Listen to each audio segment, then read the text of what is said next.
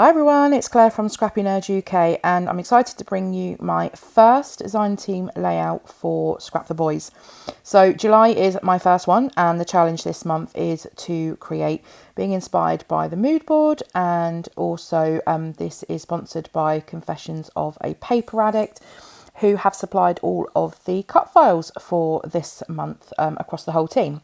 So the mood board challenge is a kind of that painty, swirly rainbow one that I just showed, and I wasn't feeling in a very rainbow mood. So what I did, this is a great thing about mood board, is I was inspired to try and use the colours of the rainbow, but using a collection that isn't rainbow themed. So I'm using Garden Party, and what I'm doing here is I'm actually creating a living room scene. So I wanted my layout to look dimensional. So what I'm doing here is I've just grabbed out some papers from the Garden Party collection, and there was this wood grain in the collection, and that was going to work great for my flooring in the room. So I've cut an angle out of each side, and once I've cut one side, I've flipped it over and cut the other side so they are both the same. And this is going to be the floor of my living room. And I'm just trimming it down a bit more because that was just too much floor area. And then I've chosen this cut file to work with, and you get the sofa or settee, whatever you call it, and the picture frame and the lamp as well. So all three of these are going to go onto this layout. And so I'm going to work on the background first of all, and then head on over to the cut files to work with those as well. So I've chosen my background or my wallpaper as this a black and white grid, gingham, checked, whatever you want to call it, pattern. And I have marked up on my paper exactly where I need the walls of my living room to be. So I've just used a pencil, and you're not going to see that by the time I've cut through it anyway. So to make it look 3D, I have, you can see there, it looks like you're looking into the room.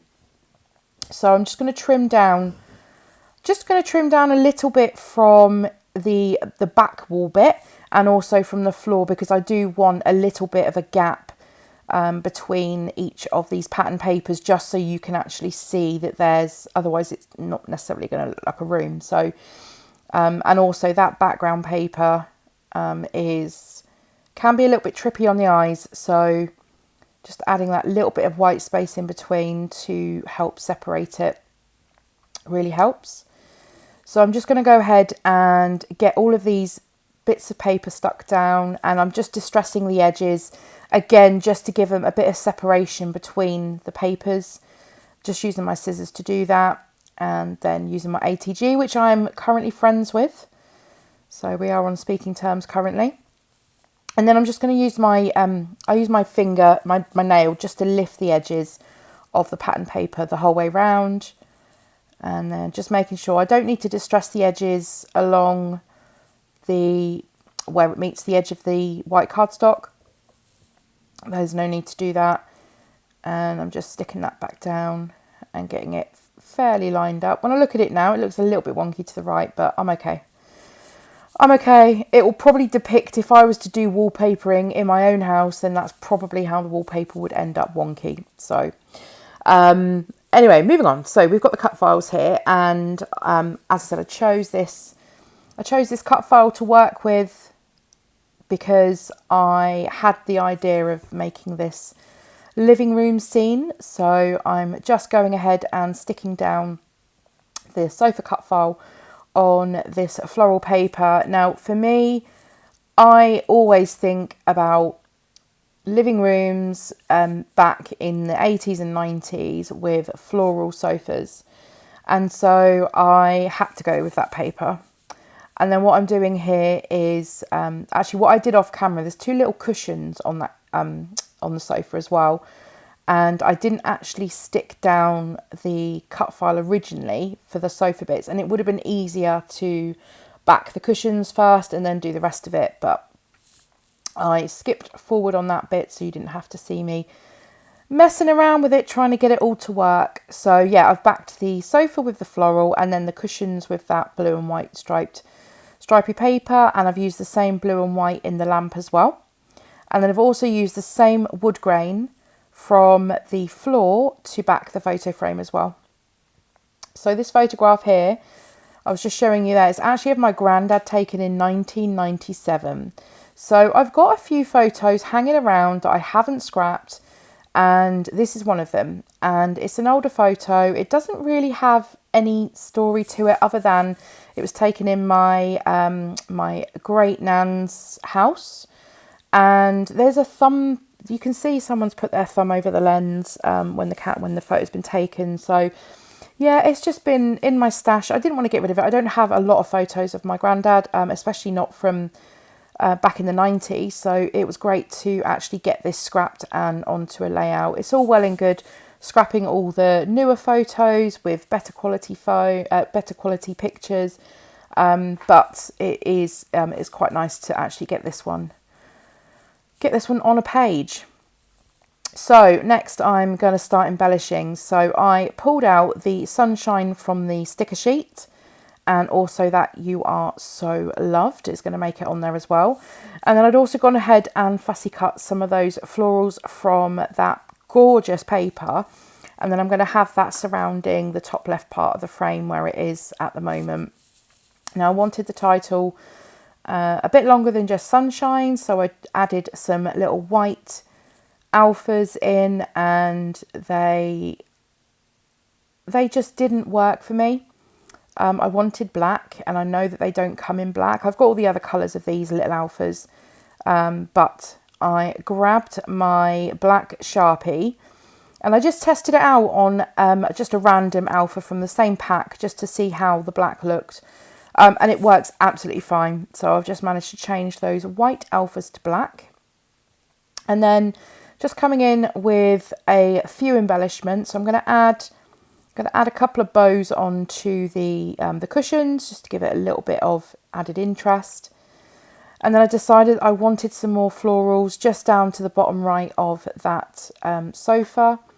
And I was going to create a rug to go on underneath the sofa as well, just cut an oval of paper and stick that on. But I kind of thought it was busy enough with everything that was going on in here. And also I didn't want to sort of interrupt my area here where I'm working with, because I knew that I was going to be putting something there, a cluster there. So I'm just having a look through the ephemera pack, and I pulled out, apologies it's slightly off screen at the moment, I do pull it down in a sec. So I'm just going through the ephemera pack, and I'm adding in a couple of these little tags, and I've cut those down. I don't need the extra bit that you won't see, so I've just cut those down, so I've just got the top poking out. And then there was this little vellum bird, and I added the adhesive on underneath the darker areas of vellum so you can't see it. And then there was this sticker in the sticker sheet, so making sure that I'm hitting all of those main colours in the rainbow. I did cheat a little. I used pink as my red, but we've got the pink in there in the flowers. Then we've got the, oh, you don't see it yet, but there's some little orange flowers that go on as well from the sticker book.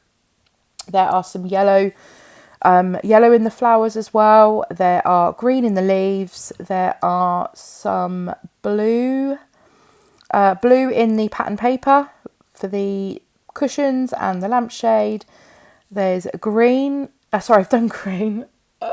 And then I just kind of did purple with, I've got some sequins, and they got a bit of a purple hue. You can't massively see it on the video, but when it catches the light, they've got a purple hue. So I'm satisfied that I hit the rainbow colours, but doing it in a non-traditional way on this layout.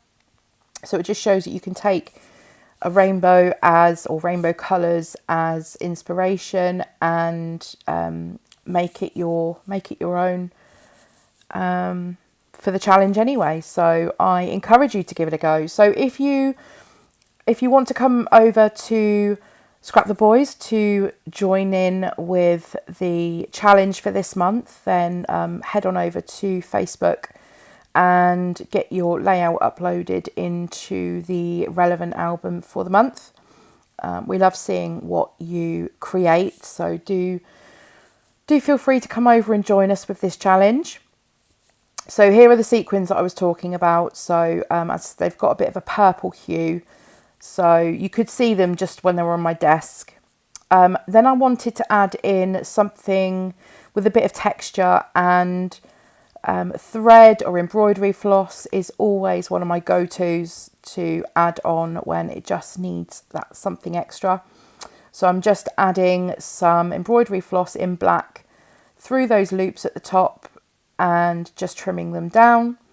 And then my final flourish is just some gold Heidi Swap colour shine, because every layout needs gold colour shine. So I'm just going to splatter some of these in each of the clusters, and then I am done. So thank you very much for joining me today. I hope you've enjoyed this process video. If you have, please give it a thumbs up, subscribe if you're new, and I'll see you next time.